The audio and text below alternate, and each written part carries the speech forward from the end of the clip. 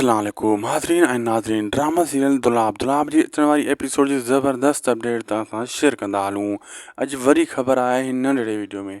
दोस्तों मां तव्हांखे ॿुधाईंदो हलां दुलाब जा जेका हाणे एपिसोड ईंदा इन में तव्हां ॾिसंदो हिकिड़ो कमु थियण वारो आहे जंहिंमें हाणे रहज़न आहे, इहो वॾो शातिर इंसानु आहे, पंहिंजे ज़हन सां पंहिंजो दिमाग़ु घुमाईंदो त असांजी ॿांह कंहिं वटि आहे ऐं अहिड़े हिसाब सां ककर खे बि कंट्रोल रखंदो, को जल्दबाज़ी में अहिड़ो क़दम न खण जंहिंजे करे असांखे वॾो नुक़सानु खणणो पइजी वञे। यानी कंहिंसां न उलझ, न मंसूर ख़ान सां उलझ, न वरी कंहिं ॿिए सां जे तकड़ि काईंदे त असां नुक़सानु खाई वेंदासीं।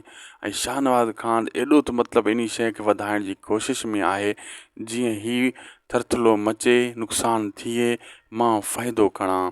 ककर खे घणो वरगलायो वेंदो, ककर कावड़ में जल्दी अची वेंदो आहे, कॾहिं कमदार वरगलाईंदो, कॾहिं शाहनवाज़ ख़ान ऐं होॾां वरी सोढल पंहिंजी इन शइ जो घणो फ़ाइदो वठंदो ऐं सोढल पहरा बि घणा ॾींदो मतां कंहिंखे ख़बर पइजी वञे हीअ शइ यानी कूंज मूं वटि आहे। अहिड़े हिसाब सां इहा हिननि जी सभिनी जी कोशिशि हलंदी रहंदी ऐं मुराद ऐं अली ख़ान ऐं मंसूर खे फ़िलहालु सोढल कोन ॿुधाईंदो कंहिंखे बि। वीडियो भुॻो पंहिंजी पुॼाणी त लाइक सब्सक्राइब शेयर कंदा।